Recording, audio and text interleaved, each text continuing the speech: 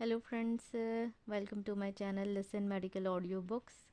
Today we will read part 2 from chapter 33, unit 6 blood module from the book Guyton and Hall, textbook of medical physiology, 14th edition.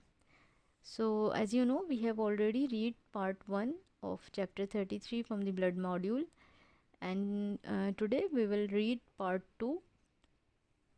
Part 2 consists of several subheadings which include production of red blood cells, genesis of blood cells, multipotential hematopoietic stem cells, growth inducers and differentiation inducers, hemoglobin formation, iron metabolism, destruction of hemoglobin by macrophages.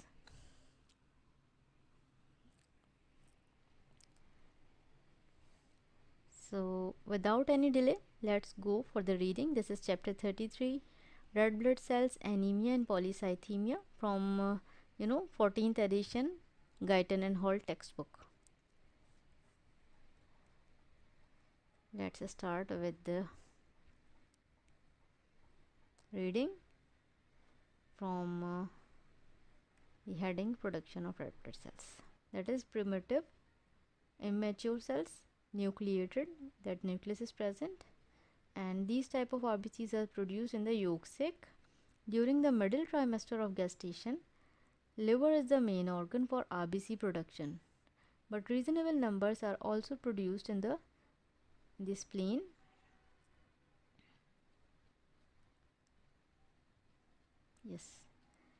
spleen and lymph node. Then during last month or so of the gestation and after birth, RBCs are produced exclusively in the bone marrow.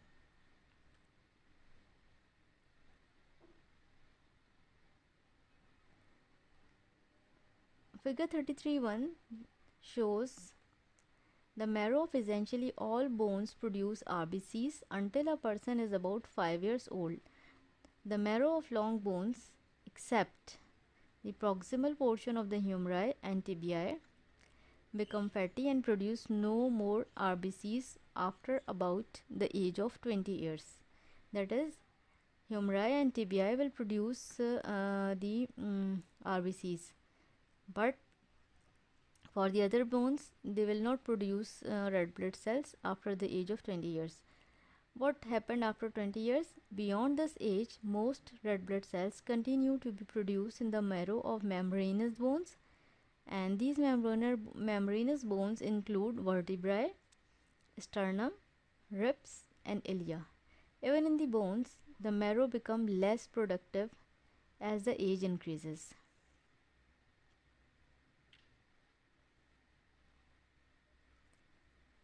Genesis of blood cells. This is another heading. Multipotential hematopoietic stem cells, growth inducers and differentiation inducers. So under this heading, genesis of blood cells, we will study about hematopoietic stem cells, growth inducers and differentiation inducers. The blood cells begin their lives in the bone marrow from a single type of cell called multipotential hematopoietic stem cell, from which all the cells of the circulating blood are eventually derived. Figure 33.2 shows the successive divisions of multipotential cells.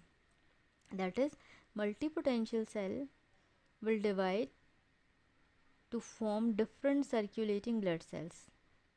These cells produce a small portion of them remains exactly like the original multipotential cells and is retained in the bone marrow to maintain their supply, although their number diminish with age.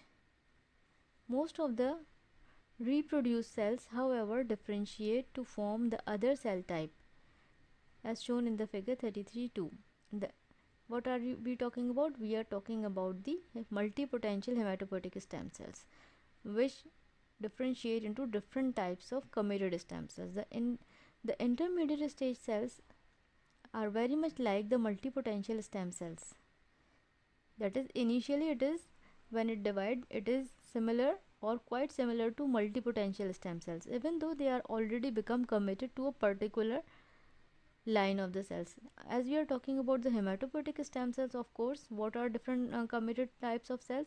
They may be RBCs, WBCs, platelets. So when they are committed to a particular line of cell, they are called committed stem cells. The different committed stem cells, when grow in culture, will produce colonies of a specific type of blood cells. A committed stem cells that produces erythrocytes is called colony forming unit erythrocyte, and the abbreviation CFUE is used to designate this type of stem cell. Likewise, colony forming unit that form granulocytes and monocytes have designated as CFUGM, G for granulocytes, M for monocytes, and so forth. Growth and reproduction of the different stem cells are controlled by multiple proteins called growth inducers. That is, everything is under the control of some another thing. So before we go ahead, I would like to show this picture which show the origin. Step 1. First of all, there are multipotential hematopoietic stem cells in the bone marrow. Okay, these cells are present in the bone marrow. When they divide and they change their shape, differentiate, that is, initially they are in this shape and they become differentiated from this shape. This is called differentiation. There is some changes in this cell, so this is differential cell, and this is called colony forming unit. Colony forming unit S for spleen, and then it is further differentiated into other shape. Now the further the shape changes, it is called CFUB, colony forming unit blast, that is blast cells. So it is further divide. I am talking about only the erythrocytes. Okay, this is the steps for the erythrocytes. So colony forming unit in spleen, colony forming unit blast, and then colony forming erythrocytes, which further differentiate and form erythrocytes. So this is the main idea. And you can see colony forming spleen, because in spleen the bone marrow is in a spleen. So first of all, the bone marrow cells, stem cells, will convert to colony forming stem cells, and then colony forming unit of granulocytes and monocytes, and these are actually called differential cells.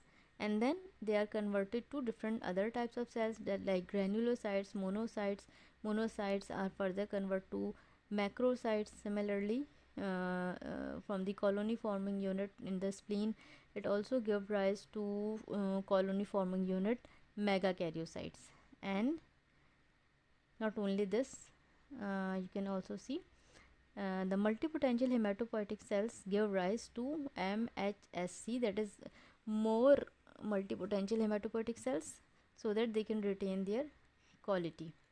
And then they also give rise to lymphoid stem cells. Lymphoid stem cells give rise to T lymphocytes and B lymphocytes. So this is the main picture about this.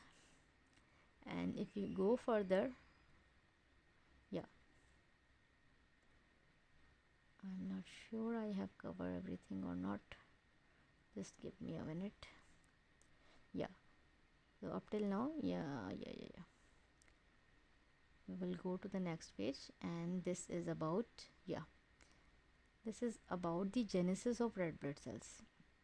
These are the steps in the formation of red blood cells, how the red blood cells are change their shape and their content. First of all, the red blood cells that are formed from the colony forming unit is the proerythroblast.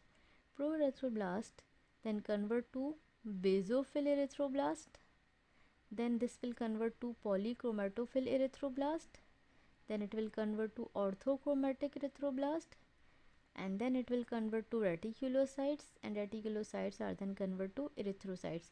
But if there is some problem in this cycle, what will happen? The shape of this is the normal shape of the RBCs, biconcave shape. But if there is any problem in the manufacturing, there may be microcytic hypochromic anemia, if this is the shape of the cell, and if this will be the shape like spikes and all these things, this is the sickle cell anemia. And this is another megaloblastic, that is large size, And then erythroblastosis fetalis. This is another type of blood disease in which the shape is abnormal, the content is abnormal. So the normal production during the cell division is very important. Now continue. At least 4 major growth inducers have been described, each having different characteristics. One of these, interleukins 3. What there are actually growth inducers. There are different types of growth inducers, and one of them is interleukin 3 that promote growth and reproduction of virtually all different types of committed stem cells, whereas the other growth inducers induce growth of a specific type of cells, whereas interleukin play important role in all types of cells in the body. The growth inducers promote growth but not differentiation of the cells. That is, the cell will grow in size, but it will not differentiate from the initial cell.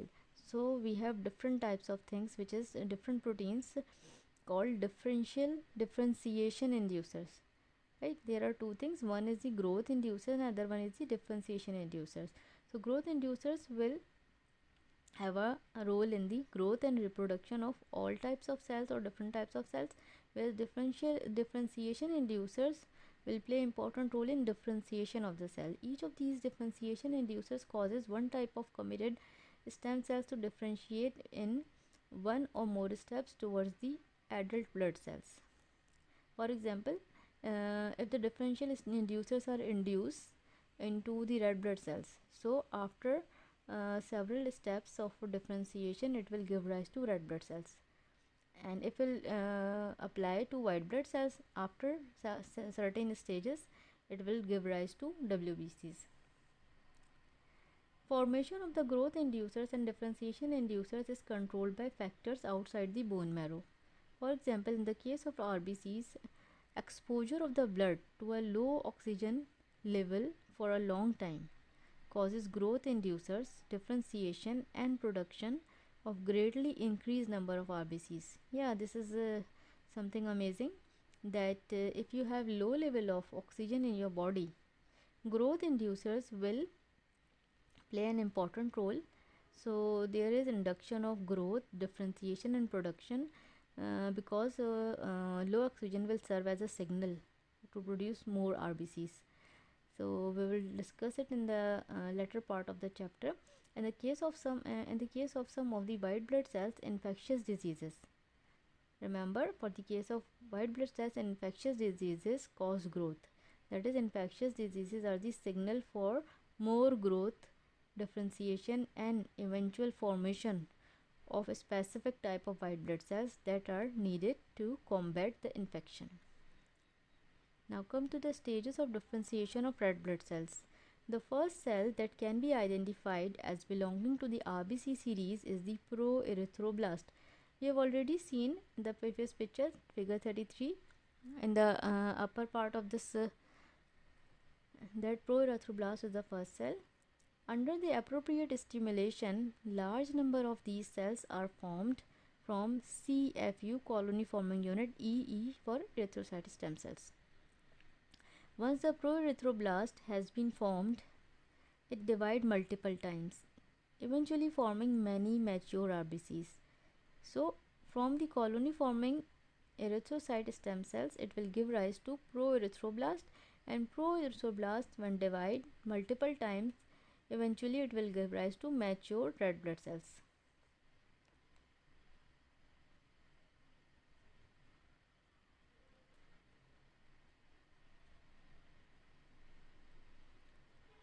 So okay, the first generation cells are called basophil erythroblast because they stain with the basic dye. Hemoglobin first appear in prochromatophil erythroblast. In the succeeding generations, as shown in figure 33.3, the cells become filled with hemoglobin to a concentration of about 34%.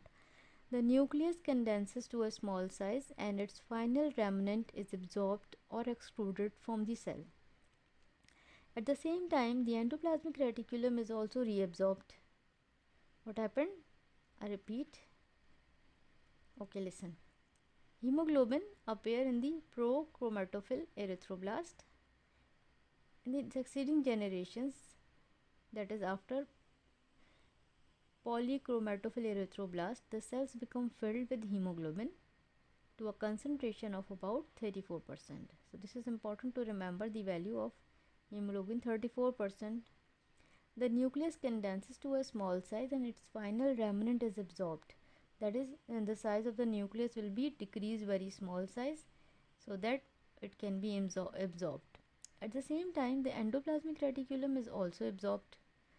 The cell at this stage is called reticulocyte because it still contains a small amount of basophilic material consisting of remnants of the Golgi apparatus, mitochondria, and other cytoplasmic organelles. So, what we understand by reading this paragraph is that basically in the early embryonic stages, when the RBCs are not mature, initially what happened, even in the adult life, and this is the normal cycle how the red RBCs are produced. So initially what happened, when the cell is immature, it has everything. It has nucleus, it has basophilic material, it has Golgi apparatus, it has mitochondria, cytoplasmic organ. All these are important for the growth and reproduction and differentiation of RBCs.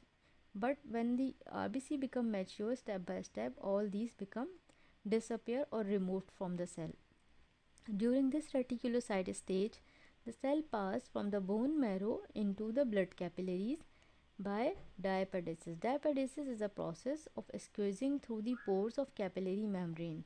That is, the RBCs have to move from the bone marrow into the capillaries so that it has to squeeze and they have to decrease the size. So squeezing through the pores and enter into the capillary membrane. Finally, it will enter into the blood.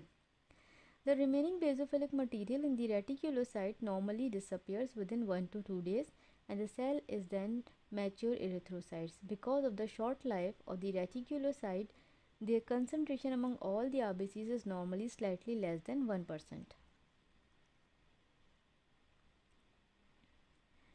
Now, erythropoietin. What is erythropoietin?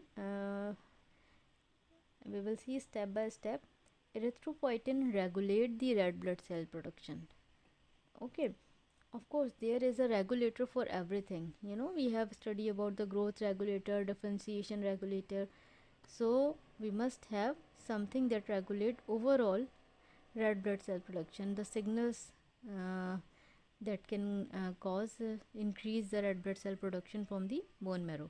So the total mass of red blood cell in the circulatory system is regulated within narrow limit, so that there must be not a large number of RBCs, not a less number of RBCs. It must be in the narrow limit, that is, it has a limit.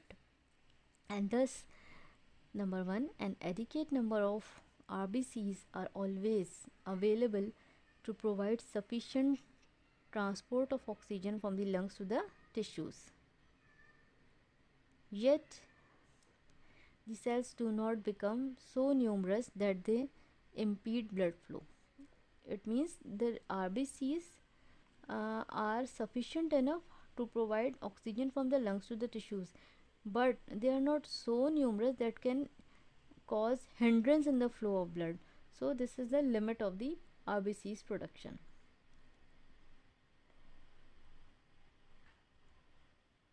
Furthermore, we can have a look on this picture. This is something description of erythropoietin. Whenever what happened, first of all, there is tissue oxygenation, right? Whenever there is decreased tissue oxygenation, okay, we will start from here. For example, there are several factors that can cause decreased oxygenation, that is supply of oxygen to the tissues. For example, low blood volume in the body. We have low blood volume, anemia because of any type of anemia, low hemoglobin. Of course, there may be some abnormality in the hemoglobin, poor blood flow, There may be hindrance in the blood vessels and pulmonary diseases. So these are the basically five major factors that we mentioned here. So for because of any of the reasons or similar reason that causes decreased tissue oxygen, and what will happen? Finally, what happened? There is decreased oxygenation at the tissue level, that is oxygen supply will be decreased at the tissue level. So this will give a signal to the kidney, and kidney will produce erythropoietin.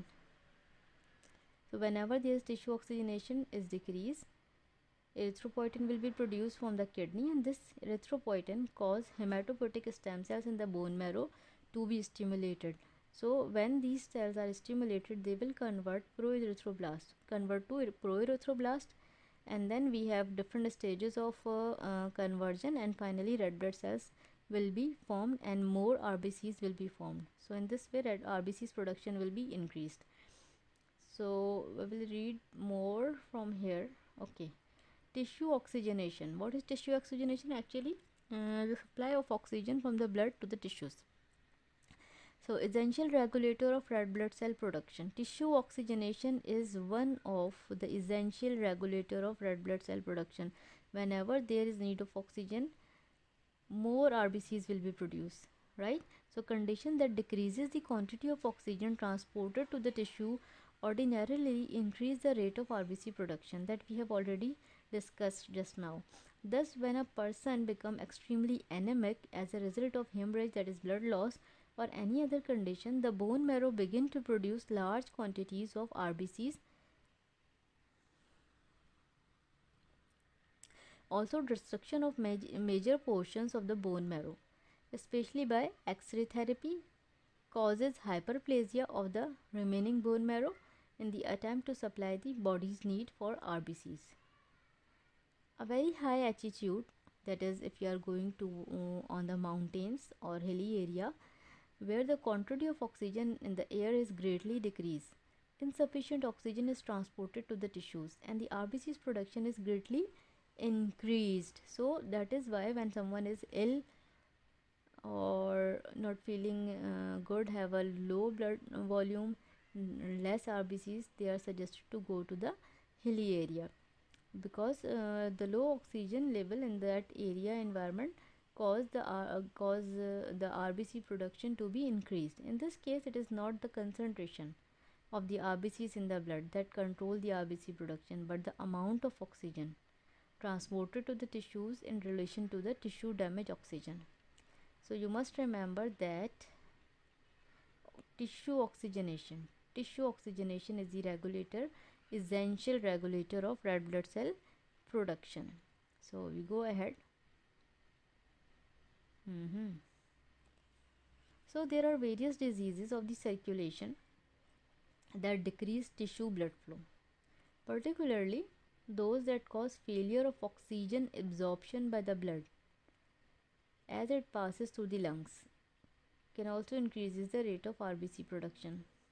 This result is especially apparent in prolonged cardiac failure and in many lung diseases, because the tissue hypoxia resulting from these conditions increases RBC production with the resultant increase in the hematocrit and usually total blood volume. So whenever there is cardiac failure and lung diseases, less oxygen is absorbed by the blood, and ultimately it will cause a condition where the red blood cell production will be increased and resulted in an increased hematocrit and usually total blood volume. Hematocrit is increased. Hematocrit means the total volume of blood cells are increased, and total blood volume is also increased.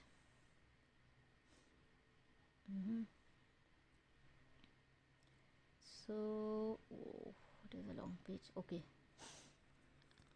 In erythropoietin production, and the erythropoietin in turn enhances the RBC's unit, hypoxia is relieved. What does it mean? Of course, this is the continuation from the last line. So whenever there is hypoxia, low oxygen level, it causes more erythropoietin production, and erythropoietin in turn enhances the RBC's production. Erythropoietin is formed mainly in the kidneys. Normally about 90%, oh my god, 90% of all erythropoietin is formed in the kidneys, and the remainder is formed mainly in the liver. Some studies have suggested that erythropoietin is secreted mainly by fibroblast-like interstitial cells surrounding tubules in the cortex and outer medulla, where much of the kidney's oxygen consumption occurs. It is likely that other cells, including renal epithelial cells, also secrete erythropoietin in response to hypoxia. So, at least you must remember that erythropoietin, which is very important for the red blood cell production, is basically produced from the kidneys. 90% is produced by the kidneys under the response of hypoxia. Renal tissues, if there is hypoxia of renal tissue, there are two things: hypoxia of all the body, hypoxia of the renal tissue. So there is a condition that if the renal tissue hypoxia occurs, it will lead to increased tissue level of hypoxia inducible factor. Okay, it will increase the tissue level of hypoxia inducible factor, which serve as transcription factor for the large number of hypoxia inducible genes. What will happen? Renal tissue has hypoxia. These cells will release hypoxia inducible factor 1. Hypoxia inducible factor is basically a transcription factor that induce hypoxia inducible genes. Okay, this is a factor which cause hypoxia inducible genes and include, for example, erythropoietin gene. So HIF1 bind to hypoxia response element in the erythropoietin gene, inducing transcription messenger of RNA and ultimately increase erythropoietin synthesis. So this is the genetics. You have to read by yourself what will be the long process, how the transcription occur, and it will lead to the protein synthesis. Anyhow, we will continue. At times hypoxia in other parts of the body. Here this is the case with the hypoxia in the renal tissues. So if there are hypoxia in renal tissues, it will lead to the production of hypoxia inducible factor that will lead to transcription of messenger RNA and ultimately increase the erythropoietin synthesis. What happen if the hypoxia occur in the other parts of the body but do not in the kidneys? It stimulates the kidney erythropoietin secretion. It also stimulates kidney erythropoietin secretion, which suggests that there might be some non-renal sensors that send an additional signal to the kidneys to produce this hormone. In particular, norepinephrine, epinephrine, and several of the prostaglandin stimulate erythropoietin production, but from kidney. So if there is hypoxia in other tissues, again the kidney will be responsible to produce erythropoietin, and erythropoietin will be responsible for the increased production of red blood cells. When both kidneys are removed from a person, or when the kidney are destroyed by the renal disease, the person invariably become very anemic. This is because 10% of the normal erythropoietin formed in other tissues, mainly in the liver, is sufficient to cause only one third to half the RBC formation needed by the body, because 90% is produced by the kidney. So if the kidney is removed, then of course only 10% RBCs will be formed as compared to normal. So erythropoietin stimulate production of pro-erythroblast from hematopoietic stem cells. So again and again it is repeated so that we can memorize it. So first stage is hematopoietic stem cell, which give rise to pro-erythroblast, and basically pro-erythroblast is production is stimulated by erythropoietin. So when an animal or a person is placed in an atmosphere of low oxygen, erythropoietin begin to be formed within minutes to hours. We have already discussed this thing, and it reaches maximum production within 24 hours. Okay, erythropoietin begin to form within minutes to hours, and it reaches maximum production within 24. That is, erythropoietin production will be maximum within 24 hours. Yet no new RBCs appear in the circulation until about 5 days later. Of course, this will take process. From this as well as from the other studies, it has been determined that the important effect of erythropoietin is to stimulate the production of proerythroblast. Of course, it has several stages and then the RBC will form. So, the erythropoietin is to stimulate the production of proerythroblast from hematopoietic stem cells in the bone marrow. In addition, once the proerythroblasts are formed, the erythropoietin causes these cells to pass more rapidly through different erythroblastic stages than they normally do, further speeding up the production of new RBCs. The rapid production of cells continue as long as person remain in the low oxygen state or until enough RBCs have been produced to carry adequate amount of oxygen to tissues despite the low level of oxygen. What does it mean? Of course, the RBC's production will continue until it will come to the normal level. At this time, the rate of erythropoietin production decreases. After the RBCs reaches the normal level, the erythropoietin production will be decreased to a level that will maintain the required number of RBCs but not to the excess.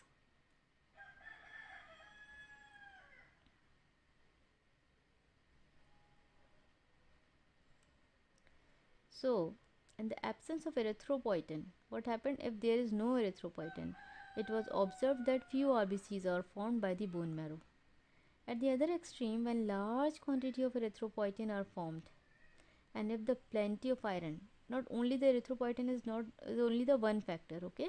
So, if you have large quantity of erythropoietin and if plenty of iron and other required nutrients are available, then the rate of RBC production can rise perhaps 10 or more times normal before the erythropoietin mechanisms for controlling RBC production is powerful one. Therefore the erythropoietin mechanism for controlling RBC production is very powerful. And you must remember erythropoietin is stimulated by low level of oxygen in the tissues. So, maturation of RBCs. How the RBCs become mature? So, maturation of red blood cells require which vitamins? Vitamin B12, which is known as cyanocobalamin, and folic acid. So, because of the continuing need to replenish RBCs, the erythropoietic cells of the bone marrow are among the most rapidly growing and reproducing cells in the entire body. Therefore, as would be expected, their maturation and rate of production are affected greatly by a person's natural nutritional status. By the person, okay. Especially important for the final maturation of RBCs are two vitamins, vitamin B12 and folic acid. Both these vitamins are essential for synthesis of DNA because each in a different way is required for formation of thymidine triphosphate, one of these essential building blocks of DNA. Therefore, lack of vitamin B12 or folic acid causes abnormal and diminished DNA and consequently failure of nuclear maturation and cell division. Furthermore, the erythroblast cells of the bone marrow, in addition to failing to proliferate rapidly, produce mainly larger than normal size RBCs called macrocytes. What does it happen? What does it mean? It means that if you have decreased level of vitamin B12 and folic acid, erythroblastic cells production will be decreased. Not only it will decrease, but the cells that are produced, it will have larger size macrocyte. Of course, this is for the compensation, but these macrocytes which are larger in size, that is RBCs which are larger in size, are called macrocytes. So these are larger in size, but they have a very flimsy membrane, weak membrane, and are often irregular, large, oval instead of usual biconcave disc. These poorly formed cells, these are poor in shape, and after entering the circulating blood are capable of carrying oxygen normally, but their fragility causes them to have a short life, because when they have to pass these small capillaries, they will strike to the walls of the capillary and they will break easily. So they have a short life, or half to one third normal. Therefore, deficiency of vitamin B12 or folic acid causes maturation failure, in the process of erythropoiesis. If the RBCs are produced normally, even then the maturation will not occur normally.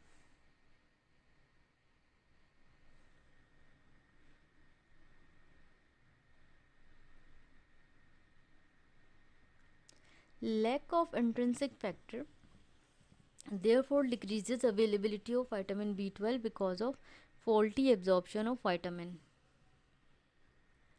Once the vitamin B12 has been absorbed from gastrointestinal tract, oh, there is some mistake. Wait a minute. Am I missed? No, it is okay. I have to check one more time, then I will continue.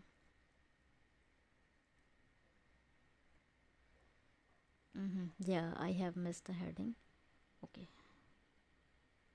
this is the heading. Okay, now come. Maturation failure anemia. As we have discussed that because of lack of vitamin B12 and folic acid, there is problem in the maturation of red blood cells. So this is causes maturation failure anemia caused by poor absorption of vitamin B12 from the gastrointestinal tract, and this type of lack of RBCs is known as pernicious anemia. So a common cause of RBC maturation failure is failure to absorb vitamin B12 from the gastrointestinal tracts. This situation often occurs in the disease pernicious anemia. Pernicious anemia is basically the abnormality is an basic abnormality is an atrophic gastric mucosa that fails to produce normal gastric secretion. The parietal cells of the gastric gland secrete a glycoprotein called intrinsic factor, which combine with vitamin B12 in the food and make the vitamin B12 available for the absorption by the gut in the following ways. Basically, what happened? Vitamin B12 has to be absorbed from the GI tract. Okay, but there is a failure of this absorption that will lead to pernicious anemia. अच्छा जी. Parietal cells of the gastric gland secrete a glycoprotein called intrinsic factor, which combine with vitamin B12 in the food and make vitamin B12 available for absorption by the gut. But if there is some abnormality, what will happen? Intrinsic factor bind. Normally what happens? Intrinsic factor bind tightly with the vitamin B12. In the bound state, the vitamin B12 is protected from the digestion by the gastrointestinal tract. So vitamin B12 and intrinsic factor are combined together. They help intrinsic factor will help the vitamin B12. Still in the bound state, intrinsic factor bind to specific receptor site, and then intrinsic factor go to the specific receptor site on the brush border membrane of the mucosal cells in the ileum. Vitamin B12 is then transported into blood during the next few hours by the process pinocytosis. Vitamin B12 is then transported to the blood by the pinocytosis, carrying intrinsic factor and the vitamin together through the membrane. Okay, now the vitamin B12 will enter into the blood. And in case lack of intrinsic factor decreases availability of vitamin B12 because of faulty absorption of vitamin. Of course, when there is no intrinsic factor or less vitamin B12, absorption will be difficult. Once the vitamin B12 has been absorbed from the gastrointestinal tract, it is first stored in the large quantities in the liver and then released slowly as needed by the bone marrow. The minimum amount of vitamin B12 required each day to maintain the normal RBC maturation is only 1 to 3 microgram, and the normal storage in the liver and the other body tissues is about 1000 times this amount.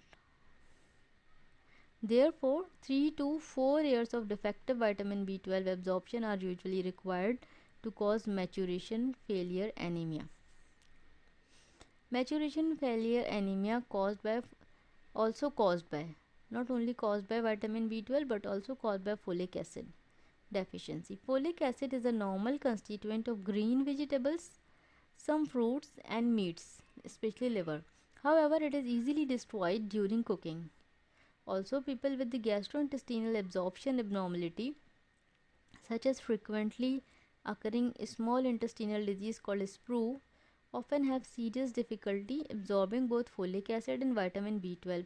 Therefore, in many cases of maturation failure, the cause is deficiency of intestinal absorption of folic acid and vitamin B12.